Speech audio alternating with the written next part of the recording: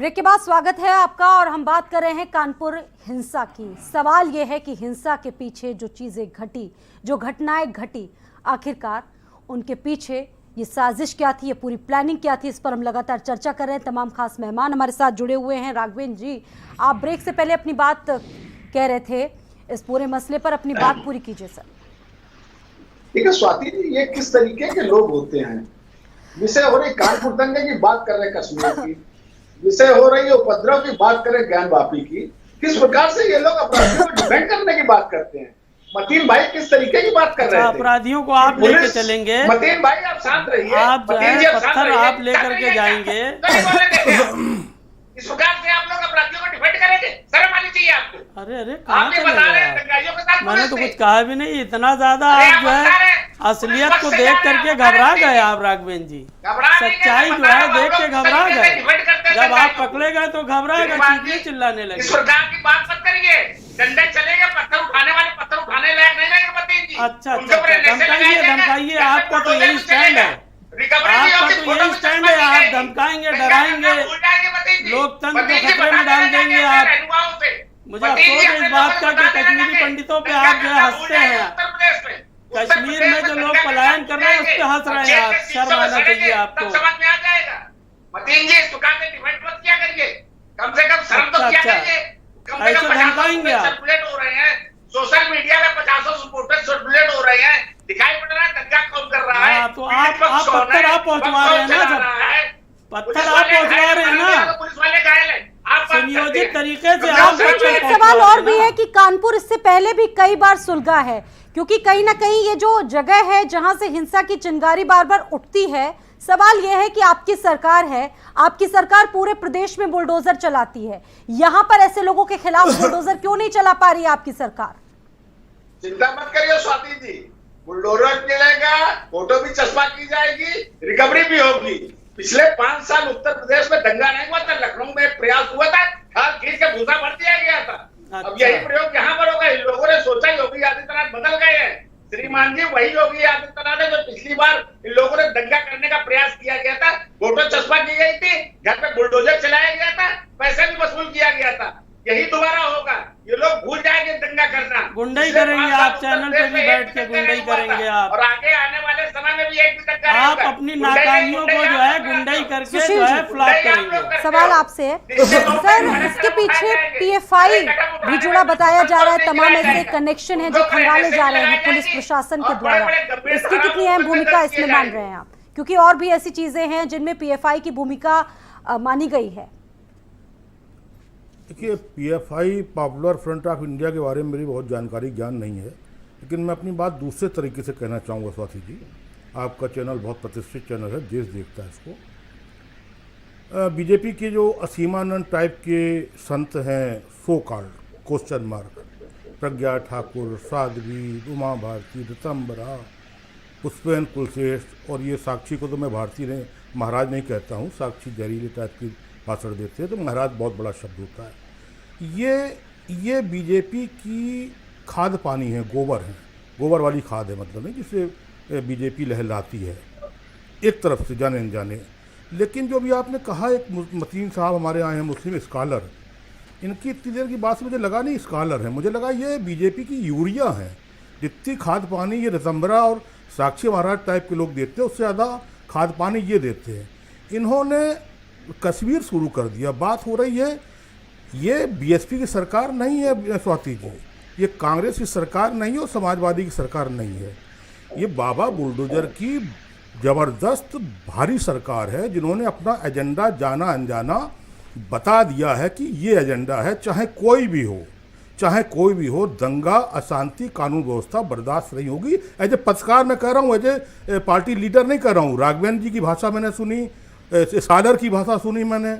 अजीब किस्म का यहाँ माहौल हो गया, अच्छी खासी बहस चल रही थी, शर्म नहीं आती, गुंडाई करोगे, धमकाओगे, क्या ये लेवल, इस लेवल, इस बड़े लेवल पर चैनल पर ये स्कॉलर और ये बीजेपी प्रवक्ता इस टाइप बातें करें, अजीब लगता है। लेकिन ये दंगा हिंदू मुस्लिम का नहीं था स्वाति जी।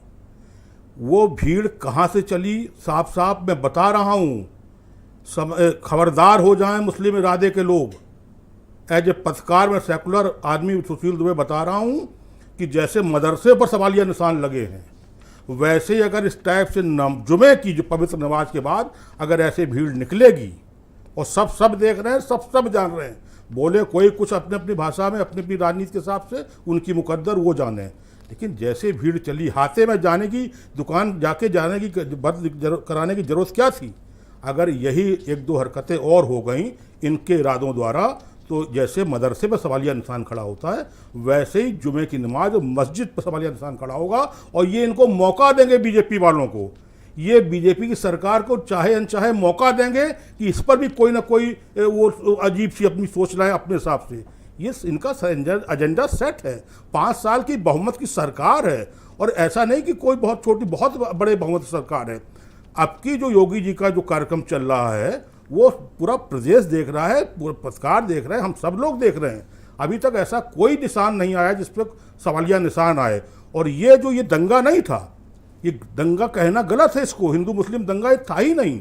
ये कानपुर देशद्रोही नहीं, कानपुर विरोधी तत्व, जिनको कल की राजनीतिक आकांक्षा आंखों में तैर रही है, सभासद बनने की, मेयर बनने की, विधायक बनने की, सांसद बनने की, कौम के खलीफा बनने की वो सपने तैर रहे हैं, वो लोगों को उसका के वो हयात जफर क्या है, वो जो 4-5 लोग हुए हैं, उनकी तो अभी जब निकलेंगे हयात जफर हाशमी, इन हमें तो लगता है मुस्लिम इरादों को खुल के कड़ी निंदा करनी चाहिए, भर्त्सना करनी चाहिए, शर्म अफसोस जाहिर करना चाहिए। कड़ी निंदा होनी चाहिए। ये बीजेपी क्या कहेंगे हयात जफर हाशमी के लिए आप, ऐसे लोगों के लिए आप? देखिए, और इतनी असहनशीलता सर आती कहाँ से है ऐसे लोगों में? हाँ, मैंने जितने अब तक के वीडियोस देखे हैं, हयात जफर हाशमी ने जो बंद का कॉल किया था, पीसफुल बंद का कॉल किया था, पीसफुल, हाँ, और उसके बाद में शाम जब पता ये हुआ कि साहब मोदी जी और राष्ट्रपति जी का दौरा है,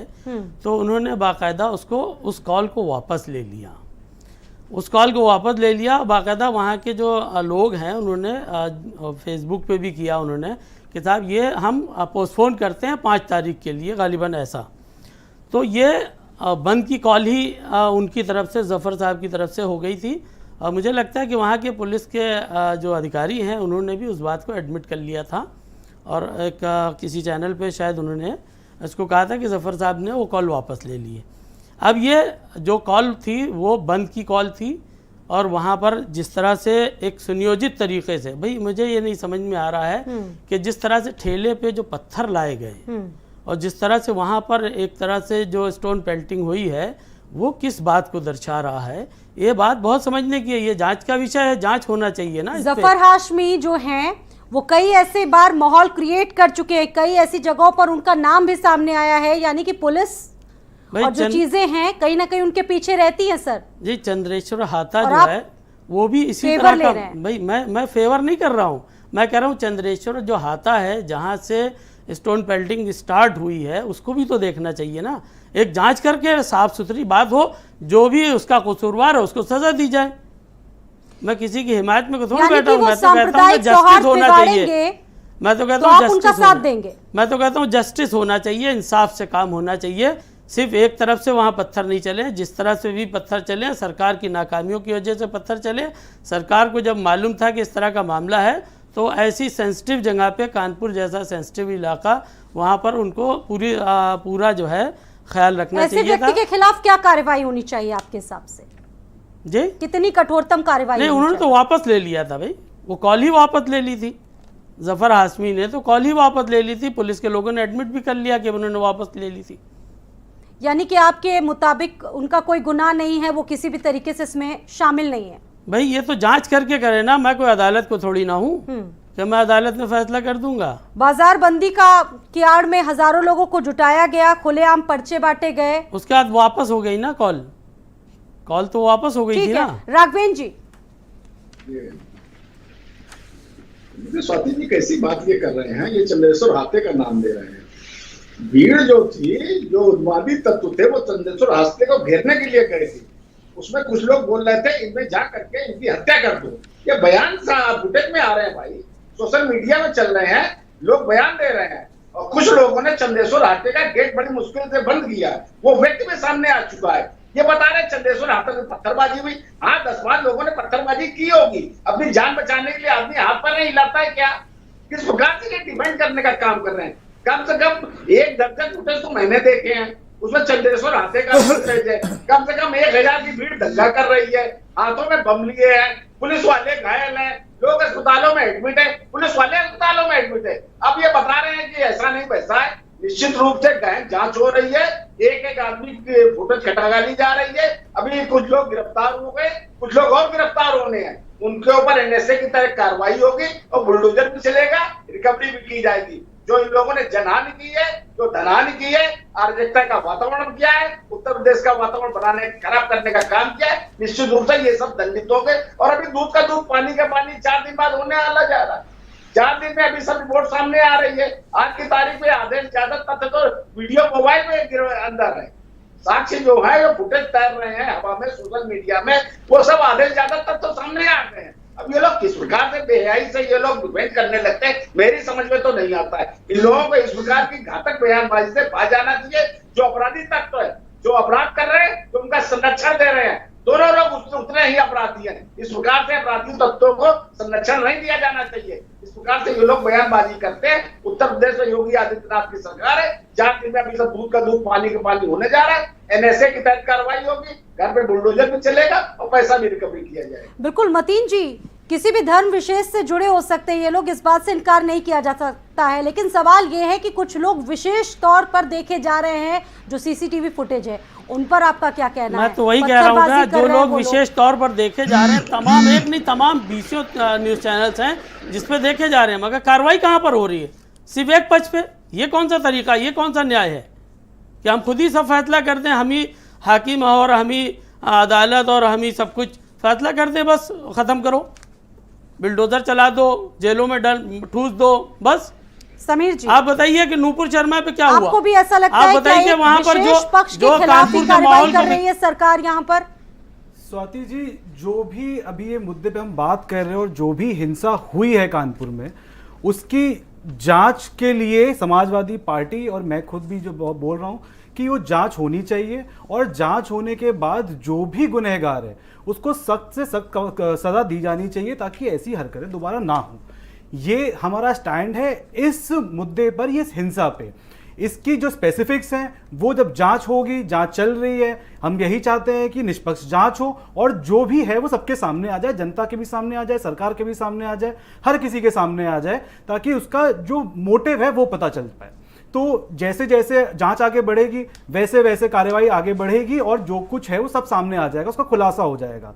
मेरी जो पहले भी बात है, समाजवादी पार्टी की जो बात है वो ये कि जो सबसे बड़ी दिक्कत है इस सरकार में, जैसे अभी भी आपने देखा कि अपने पूरे भी अब जितने भी स्टेटमेंट्स अभी दिए हैं हमारे राघवेंद्र जी ने, उन्होंने उत्तर प्रदेश में योगी आदित्यनाथ की सरकार है, उत्तर प्रदेश में योगी आदित्यनाथ की सरकार है, इतनी बार बोल दिया है। और जिस तरीके से उनकी जो भाषा शैली है वो ऐसी है कि उसमें सरासर घमंड और अहंकार नजर आता है। और दिक्कत यही है कि जब इतना घमंड और अहंकार आता है तब आप जनता की भलाई या फिर आप कुछ काम करने के लिए सोचते नहीं, क्योंकि सबसे पहले अगर कोई गलती होती है, गलती होने के बाद जो पहला काम होता है वो होती है एक्सेप्टेबिलिटी। जब तक आप उस गलती को एक्सेप्ट नहीं करेंगे, अपनी गलती मानेंगे नहीं, तब तक आप उसको, हाँ ठीक है आप कार्रवाई तो कर लेंगे, लेकिन मैंने कार्रवाई के बारे में पहले भी एक बात बोली थी कि कार्रवाई एक बैंडेज है, जो होना होता है, जो नुकसान होना होता है वो हो जाता है। तो आप आगे भी क्या कर रहे हैं, आप यही कर रहे हैं कि हाँ कोई भी ऐसा चीज दोबारा होगी अगर, तो हम कार्रवाई कर लेंगे, हम बुलडोजर चला देंगे, हम संपत्तियां कुर्क कर देंगे, लेकिन जब तक आप उसकी तह तक नहीं जाएंगे, जब तक आप, लेकिन कोई भी किसी धर्म विशेष के खिलाफ अगर कोई टिप्पणी करता है तो उसके खिलाफ कितनी कठोरतम कार्रवाई होनी चाहिए आपकी? जी बिल्कुल कठोरतम कार्रवाई होनी चाहिए, स्पेशली इस टाइम में जब ऑलरेडी बहुत ही ज्यादा सेंसिटिव सिचुएशन हो चुकी है हमारे देश की। अभी मैंने आपको पहले बताया, अभी 3K की बात मैंने करी थी, तो ऑलरेडी जब हिंदू मुसलमान एक थोड़ा सा टेंशन क्रिएट हो रखी है, तब तो स्पेशली हमें ऐसी कोई बयानबाजी नहीं करनी बनाया जा रहा है इसके पीछे कोई? जी बिल्कुल एजेंडा बनाया जा रहा है। हम तो डे वन से कह रहे हैं कि ज्ञानवापी वाला पूरा मुद्दा ही भारतीय जनता पार्टी का प्रायोजित है, और उसके पीछे भारतीय जनता पार्टी की जो इंटेंशन है वो भी क्लियर है, इससे और किसी को कोई फायदा भी नहीं है। और सबसे पर हम देखा है कि कितने मुद्दे हैं इस टाइम पे, पे, महंगाई है, बेरोजगारी है और ठीक लॉ है। एंड ऑर्डर की जो सुशील जी, दुहाइयां देते आई है भारतीय आपको भी जनता लगता है ये पार्टी, जो वो मुद्दे देश देखिए भर कि में उसकी चल रहे पोल हैं, कैसे खुल रही एजेंडे है, के धज्जियां तहत उड़ चल रही रहे है हैं, और अगर ऐसा है, इंटेंशन ऐसी है, तो क्या चीजें होनी चाहिए? मैंने तो बेशक पहले ही आते ही कहा था कि एक सेट एजेंडा है। लेकिन फिर रुक क्यों नहीं पा रही हैं चीजें, थम क्यों नहीं पा रही? हम देख रहे हैं देश में एक धर्म युद्ध सा चल रहा है। देखिए मैं इस वक्त। बताऊं, आज एक तो मुस्लिम इरादे जो होते हैं बड़े सेंसिटिव होते हैं और बेवजह सेंसिटिव होते हैं। इनको समय और माहौल के हिसाब से अपने आप को मेंटली तैयार रहना चाहिए। बहुत ज़्यादा व्याकुल भारत नहीं होना चाहिए। भड़क जाते हैं मेरा बहुत कहने जल्दी। का मतलब ये है, मेरा कहने का, मैं पूरी बात कर लूँ, कितने हिंदू धर्म के खिलाफ सड़क छाप करते लोग, तमाम टिप्पणियां बहुत करते सी हैं, बातें बोली कितनी जाती हैं। टिप्पणियां हनुमान जी पे, राम जी पे, शंकर कृष्ण जी जी पे, पे। शंकर जी पे। हिंदू धर्म सुनता है, इधर से निकाल देता है, थोड़ा सा अपना गुस्सा गुस्सी की। एक पता नहीं कौन नुपुर शर्मा, कौन नवीन जिंदल, उसके लिए ऐसा बना दिया अंतर्राष्ट्रीय जो इन लोगों ने हैं, और वो भी मस्जिद नमाज जुमे। अरे भाई, अगर इतनी दम थी तो जिस दिन कहा था उसी घंटे निकल के आ जाते हैं सड़क पे कानपुर पे। जुमे की नमाज, पवित्र नमाज, इकट्ठे हो रहे हो, आह्वान कर रहे हो, पर्चे बांट रहे हो, फिर पर्चे बांटने के बाद काल कौन वापस लेता है? और वापस ले ली तो तुम कौन बड़े भारी राष्ट्रपति हो जो तुम्हारी आह्वान सुन लेगा? तुम कौन से वहाँ शहर काजी हो जो तुम्हारी आवाज़ सुन लेगा? इतनी जल्दी एक नूपुर शर्मा, हाँ, बीजेपी को नूपुर शर्मा, नवीन जिंदल के खिलाफ उसी दिन दरवाजे पुलिस भेज देनी चाहिए थी, उसी घंटे दरवाजे बुलडोजर खड़ा कर देना चाहिए था, उसी एक घंटे में सस्पेंशन ऑर्डर दे देना चाहिए था, उसी एक घंटे में पूरी पार्टी से जिंदगी भर के लिए निकाल बाहर कर देना चाहिए था। तो एजेंडा इनका भी है, एजेंडा उनका भी है, दोनों एक दूसरे के पूरक हैं। अभी समीर जी ने बड़ी अच्छी बात कही, भाषा जो होती है इतने बड़े चैनल पर, अब मैं क्या उसको बार बार बोलूं? दिक्कत ये है कि आने वाला जो वक्त है, देश का भी वक्त देख रहे हैं, समझ रहे हैं, वहाँ भी कौन लीडरशिप है और यहाँ भी कौन लीडरशिप है। इस चीज़ को गहराई से समझना चाहिए, और नहीं तो इन लोगों को बहुत दिक्कत इसलिए हो जाएगी कि फिर हर चीज़ में कहाँ तक लड़ते घूमेंगे। अपनी रोजी रोटी देखेंगे, अपने परिवार को देखेंगे, अपने बच्चों को देखेंगे। यहाँ बैठे लोग तो स्वाति जी वहाँ नहीं जा रहे जमात लेने और रुपए खर्च करने, या जो मजलूम, जो बेकसूर लोग पकड़े गए, इसमें होता है। पुलिस के ऊपर मेरा कोई आरोप नहीं है, लेकिन गेहूं के साथ ही कहावत है, घुन पिसता हो घुन पिसेगा। तो यहाँ बैठ के यहाँ पर भाषण देते हैं, ज्ञान देते हैं, जो बड़े बड़े बीजेपी और जो इरादों के लोग, मुस्लिम इरादों के लोग बड़े बड़े ज्ञान देते हैं। क्या वो जमात करने जाते हैं वहाँ पर? क्या वो वहाँ रुपए नहीं, एक मिनट, क्या वो वहाँ खाना देने जाते हैं? क्या वो हालचाल लेने कारागार और कचहरी में जाते हैं? क्या वो एक वकील की फीस जमा करते हैं? तो मुस्लिम इरादों को और मुसलमान जो ये करते हैं उनको ये सोचना चाहिए, अपना हित देखें, अपना मुस्तकबिल देखें। ये सब नाटकबाजी अब बंद होनी चाहिए। मतीन जी, बहुत महत्वपूर्ण बात सुशील जी उठा रहे हैं, और सवाल ये भी है, इसमें नुकसान किसका हो रहा है ये हमें सोचना चाहिए, इसका आंकलन हमें करना चाहिए कहीं ना कहीं। बिल्कुल, देखिए भीड़ के साथ नहीं चल देना चाहिए। बिल्कुल, सुशील जी जो बार बार वो कह रहे हैं कि मस्जिद की जो बात आ रही है, देखिए वो हमारे यहाँ टाइम होता है, कहीं पे 1:45 बजे जमात होती है, कहीं 1 बजे, 1:30 बजे, 2 बजे। तो कानपुर शहर का वो सबसे लास्ट में वहाँ पे जमात होती है, और जमात होने के बाद लोग वहाँ पर सड़कों पर निकल के आए, और उसमें कुछ अराजक लोग भी थे जिन्होंने आकर के जो माहौल को ख़राब करने की कोशिश की। मगर आप उसके बाद भी देखिए कि आप उसको बिल्कुल टारगेट नहीं किया जा सकता कि सिर्फ मस्जिद ही से ये काम हुआ है। मस्जिद में कोई ऐलान हुआ हो बाकायदा, वहाँ पर बाकायदा जो इंटरनल लॉर्ड स्पीकर हुए हैं, काजी साहब ने ऐलान किया या मुतवल्ली ने ऐलान किया, साहब मैंने ये कहा कि भीड़ निकली, कोई भी हो सकता, भीड़ में तो कोई भी शामिल हो सकता। जब मस्जिद से बाहर निकल आया उसके बाद में लोग अपने घरों की तरफ जा रहे थे, बड़ी संख्या होती है, वो बड़ी मस्जिदें हैं, वहाँ पे बड़ी संख्या में लोग जा रहे थे। और यहाँ पर चंद्रेश्वर जो हाता है, इससे पहले भी 2001 में भी इसी तरह का मामला हुआ। इसी तरह से भाई इस बात को भी तो आना चाहिए ना सामने, वहीं से क्यों पथराव होता है और जगह से क्यों नहीं होता है? वहीं से अब ये एक पिक्चर बना दी जाती है कि साहब वहाँ पर जो है घेराव कर रहे थे, ये कर रहे थे, ये सब अब वो वही कहते हैं जांच का विषय है, जांच हो जाएगी, दूध का दूध, पानी का पानी, सब हो जाएगा।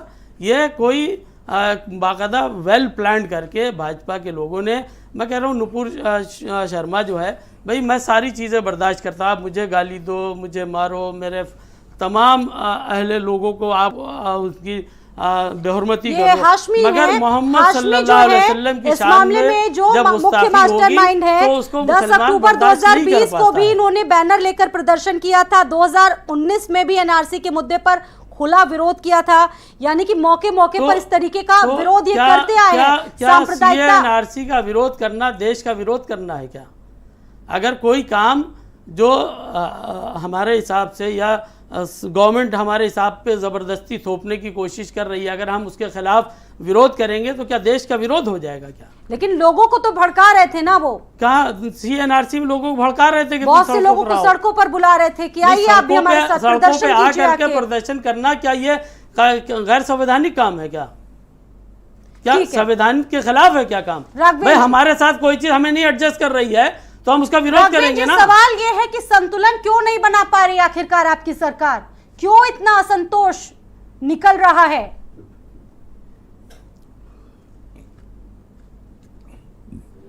ये लोग जिस तरीके से आरोप लगा रहे हैं वे सिर पैर का आरोप लगाते हैं। कह रहे ज्ञानवापी मस्जिद के पीछे भारतीय जनता पार्टी खड़ी है, जो ज्ञानवापी मस्जिद वाला विषय। भाई ज्ञानवापी मस्जिद का विषय है, कुछ महिलाओं ने जा करके पूजा अर्चना की मांग की हुई है और इस विषय को लेकर के हमारे राष्ट्रीय अध्यक्ष का बयान भी आ चुका है। भाई इस प्रकार के बेसिर पैर की बात करना हमें लग रहा उचित नहीं है। देश में कुछ लोगों की आदत बन गई है स्वाति जी, हमें वंदे मातरम नहीं करना है, हमें राष्ट्रगान नहीं गाना है, हमें सीए एनआरसी का विरोध करना है, हमें बांग्लादेशी घुसपैठियों का विरोध करना है, हमें रोहिंग्याओं का विरोध करना है, हमें योग का विरोध करना है, हमें प्राणायाम का विरोध करना है, हमें ट्रिपल तलाक का विरोध करना है, हमें धारा 370 का विरोध करना है। ये गाड़ी कहाँ जाके रुकेगी? एक तरफ कहते हैं कि हम देश के संविधान के साथ खड़े हैं, दूसरे भाई ये सब जहाँ कानून बन चुके हैं तो आप लोग शांत रहिए, फिर ये विरोध का क्या मतलब है? ये लोग अपने जहां मीठा मीठा गप गप कड़ुआ कड़ुआ थूथू, जहां मतलब होता है शरीयत के पाले में खड़े हो जाते हैं, कहते भाई हमें तो 3 शादियां करनी है, भाई हमें तो मेरे धर्म में ये नहीं अलाउ है, क्या मतलब होता है? आप संविधान के साथ खड़े हो जाते हैं। आप लोगों को एक धारा तय करनी पड़ेगी और आपको देश के संविधान के साथ रहना चाहिए और आप रहेंगे। इस प्रकार का नहीं काम करना चाहिए आप लोगों को। पूरा देश आप लोगों को देखता है, इस प्रकार की प्रतिक्रिया आपको नहीं देना चाहिए। आप लोग हर चीज का तो विरोध करने लगते हो। भाई इसका भी विरोध करना मेरा संवैधानिक अधिकार है। भाई जिन विषयों का कानून बन चुका है, जिन विषयों पर उसमें आप तो विरोध करने लगते हो। भाई एनआरसी का कानून नहीं बन चुका है क्या? आप कह रहे हैं ये संवैधानिक अधिकार है, आपका संवैधानिक अधिकार है। सावानो प्रकरण में आपने ठीक है, मतीन जी इस पर जवाब दे रहे हैं। मतीन खान देखिए, अभी ये बार बार कह रहे हैं ज्ञानवापी की बात कर रहे हैं, ज्ञानवापी में का मैटर को लेकर के देखिए ये एक पॉलिटिसाइज किया गया है। पूरे भारत के अंदर हिंदू मुस्लिम को का कार्ड खेला गया है। अरे बात सुनिए अब आप, जिस तरह से कार्ड खेला गया है वो क्या कार्ड है वो जो है, अरे भाई राइट टू कंपल्सरी कैसे आप कह सकते हो? क्या भाई जब हमारे राष्ट्रीय अध्यक्ष का बयान आ चुका है उसके बाद बात खत्म हो गई। उसके बाद क्या बात कर रहे हैं? भाई मैं तो कह रहा हूँ कि जो ज्ञानवापी का मैटर है, ज्ञानवापी का मैटर में कि बाकायदा मजहबी जो वो है इबादतगाह बिल है, उस बिल के खिलाफ जा रहे नहीं जा रहे लोग? क्यों? कैसे? उसमें तो कोई एंटरटेन ही नहीं कर सकता। लोअर कोर्ट तो एंटरटेन ही नहीं कर सकता। कैसे उसको कर रहे हैं? आपने सिर्फ जो अभी जो रिपोर्ट सबमिट में गई है कोर्ट में, उसको लेकर के पूरे भारत के अंदर प्रोपगंडा कर दिया। आप खाली हिंदू मुस्लिम आप करने का काम कर रहे हैं और क्या आप ही वो काम कर रहे हैं? आप ही का तो वेल प्लान, आपने बाकायदा सुनियोजित तरीके से वहां पे 5 महिलाओं को खड़ा करके एक बवाल को खड़ा किया है। बवाल को खड़ा किया है। भारत अफगानिस्तान हो गया क्या तालिबानी संस्कृति है? बहुत शुक्रिया आप सभी मेहमानों का।